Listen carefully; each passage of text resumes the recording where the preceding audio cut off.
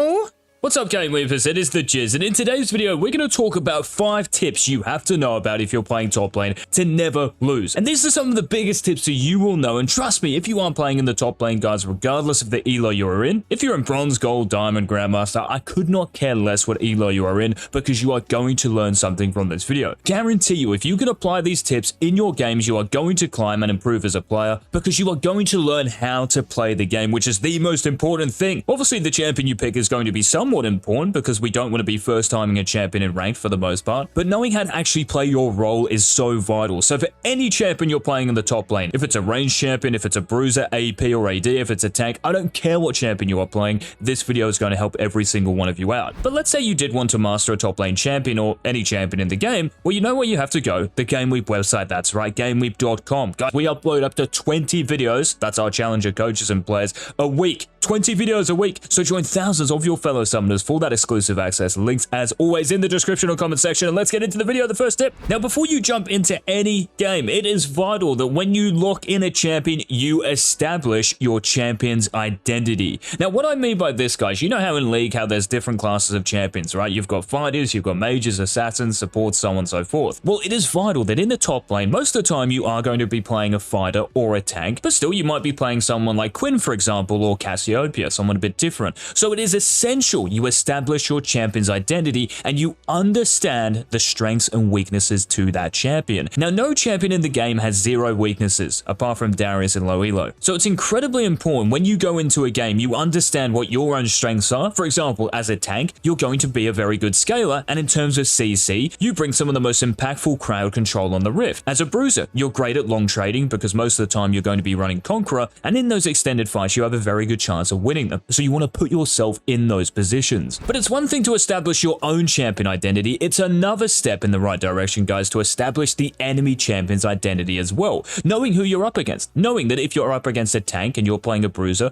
you can probably abuse them early on, so you'd be playing aggressive, looking to trade. But if we flip that around, and if you're playing a tank into a bruiser, it might be a set, for example, who's scary early on, you would want to play more passive and just try to get to that mid-late game where you are going to outscale them. So having some sort of anticipation, guys, for how the lane is going to play out in terms of champion identity, what your champion is good at, what your champion is bad at, and same for the opponent. This is going to give you a much better feeling for the game, and by envisioning this lane and what's going to happen, you will have a much better chance of actually winning that lane. Now, this next tip is also related to the first tip in terms of understanding trade windows, and to do this, to understand when your time to go in and trade is, and when it isn't a time to go in and trade, we have to understand not just your champion, but the enemy champion as well. For example, if you're playing Fiora, you know her parry, don't you? Well, this ability makes or breaks the laning phase in pretty much every single lane, right? So if you're against a Fiora and you know her parry is on cooldown, which is a very long cooldown, you know for a good 20 seconds at least, you have an opportunity to fight her with the cooldown advantage. But if we flip that around and think about the Fiora, you know that your trade window, really you don't want to be trading when your parry is down, unless of course you have a significant advantage, maybe in terms of HP items or minions, something like that. So before you actually get into the game, guys, same thing. We're going to think about the enemy champion and your own champion, and we're going to write down the key abilities in this lane. So if you're playing Camille, for example, with your hook shot, you don't really want to be using this all that much, because after using it, you have no way of getting out of that trade. So it might be really risky early on, or if the enemy jungler is around, so you probably just want to save it. If you're playing Sion, for example, you have a shield. Same thing with Riven. Any champion with a shield, you want to be shielding the enemy champion's main source of damage. So when Jax jumps onto you, for example, or Riven, you might want to E so you stop some of that damage. But when Jax's E is on cooldown, it's your time to then go ham. So you can already see how by these little examples here, we're getting into a lot of detail and we're envisioning how the lane is going to play out. And again, this is going to help you when you're actually in the game, because you can just play at that point. You don't have to overthink things and overwhelm yourself with all this information.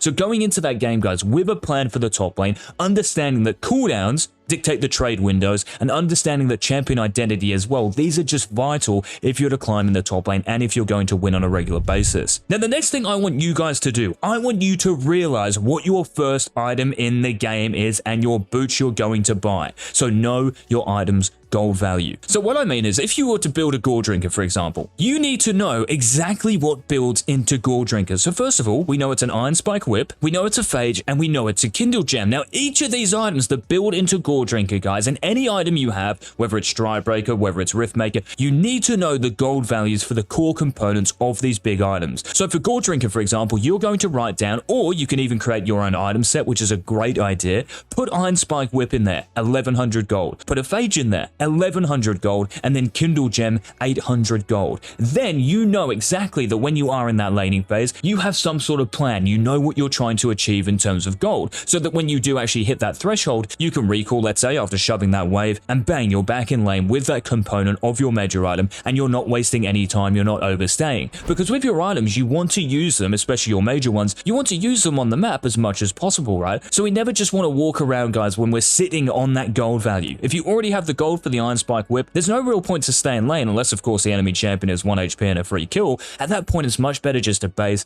cash in that gold, and get back on the map. Because that gold you accrue from minions or kills, tower plates, that only matters once you buy an item. That doesn't mean anything if the gold is still sitting there. What you're really doing over time is overstaying, and then overstaying some more, and you are going to get caught out eventually. So know your items gold and know your gold values. Now, I've coached a lot of top laners, guys, in higher elos and lower elos, and one of the big mistakes that everyone makes in any elo, to be honest, is their roam timers. Now, there isn't really a roam timer specifically. Like, it's not when the clock hits 4 minutes in the game you go to roam. And the reason for this is because your lane, in terms of the wave state and the enemy champion state, this matters so much more. You can always go to roam, guys, after you kill the enemy champion. You can always go to roam after you clear that minion wave. You understand? But if you go to roam and you go back to lane, the enemy champion might have recalled on 10 HP when you could have killed them. When you go back to lane after you roam, the minion wave that you could have got 150 gold for and an extra level, this is no longer here. And this has even happened to the point where some top laners will even roam for like a scuttle crab or honey fruit, when really they could have been pushing their wave out, sorting that out so it's in a better position for them in the near future,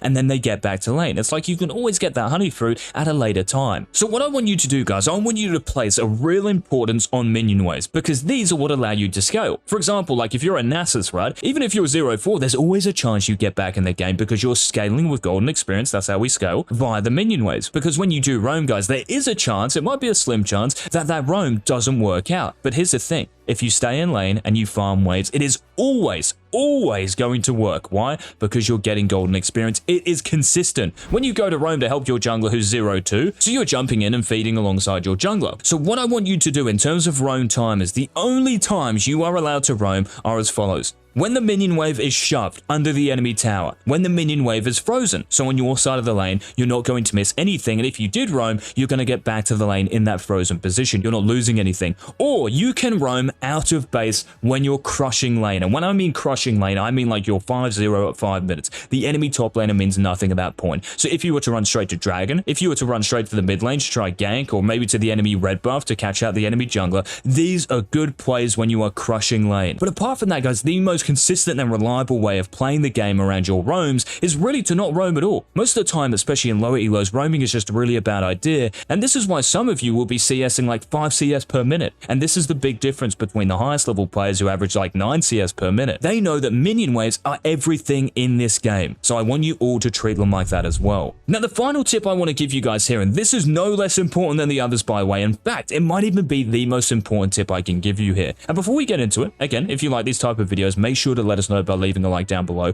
And this last tip is about levels, not in terms of your experience, so levels 1 to 18. I'm talking about levels of winning or losing the lane, because this is going to give you a much better perspective on how you should actually go about winning. So if you're stomping lane, and stomping, we're going to assign a score like 5-0, and you're like 50 CS up, you're just crushing the opposition to the point where they don't really matter. Like if you kill them again, it's the same thing. It doesn't really change anything, right? So at that point in the game, guys, when you are stomping, what I want you to do after that is to try to win the map. Now, if you have teleport, that's a great way of doing it, but also, like I said earlier, shove out your minion waves permanently and go to roam on the map. Run into the enemy jungle, ping your jungler to fight at Rift Herald, go and gank mid. Do as much as you can to impact the map at that point, because what you're going to lose in the top lane really is going to be minimal to what you can gain. So what you're trying to do is impress that lead in the top lane across the map, and this is how you solo carry from top lane when you're stomping. Now, if you're winning, what we want to get to is that stomping stage. So winning is like the level down. Yeah, we're winning lane, but it hasn't been crushed yet. We haven't full-on ticked it in our checklist. So what we're going to do is still play the lane out normally in terms of wave management and trading, etc. We're not just going to hard shove because we aren't yet stomping, but this over time, even if you don't kill the enemy champion, is going to create a bigger lead, and this will eventually lead into you crushing the lane. It's just a little bit delayed because you're not at that crushing stage as early. Now, the next level we have to think about is if you're even with the enemy champion, and if you're even, guys, and I'll even mention the next level here, if you're losing lane, so winning, even, and losing, you're going to do the same thing for each one of these. You are going to play the lane as if it was being played normally. So you don't have to roam around the map, you don't have to run to dragon after you respawn. All you're doing is staying in lane, playing the waves as they should be played, playing your back timers, envisioning the trades and counting cooldowns. That's all you're going to do in these situations, and hopefully you can pull this off and win with the other tips in this video. Now, the last level we have to think about is the opposite of stomping. This is when you are getting crushed, like you are just on the receiving end of it. So if this is the case, if you're having a really hard time in the top lane and the enemy Darius is 10-0 at 10 minutes, you can just FF. No, stay in the game because you might be able to win, but what you cannot do, guys, is let the enemy Darius roam around the map for free. Now, at that point, he can really do whatever he wants, alright? Even if you ping like crazy that the enemy Darius is roaming mid or bot lane, you cannot really stop it, and your teammates, especially in lower levels of play, are going to run it down. But what you can do is this. If you know that you are getting pumped in the top lane, it is so important that your jungler does not go to your lane. So many people in lower elo, and you have to listen to this and apply it, so many people in lower elo in the top lane will be like, oh, I'm getting stomped, can you come gank this guy and get me back in the game? If you are crushed like 0-3, 0-4, and you are double CS down, there is no way, even if your jungler gets to that lane, that you can first of all kill the enemy champion, and if the enemy jungler is there, which they probably should be because that's the strong side of the map, you are going to get double killed, and that is GG. So in these situations, you have to communicate with your jungler to play around the other side of the map to try and get that winning, because at that point when you are crushed, there is a no-go zone for your jungler on that top lane when you're getting pumped. So at that point, guys, you have to ping to your jungler or type to them. I know it's risky, but please do it. You know, try and get bot ahead, try and get mid ahead, don't play top, don't come top, because at that point it's a lot better just to say, all right, okay, I've copped it, because it's like if you're drowning, you never want someone on your team to come and drown with you. Just be the sacrificial lamb, and hopefully your team at the end of the game can pull you out of the water. And these were the 5 tips, guys, to never lose top lane. Hopefully, with the analogies as well, they helped you out in envisioning how to win that lane. And as always, thanks so much for watching. If you want more tips like this at a challenger level, VOD analyses, champion courses, champion guides, and so much detail, check out the website down below in the description and comment section. And until tomorrow's video, this has been the Jizz. Bye.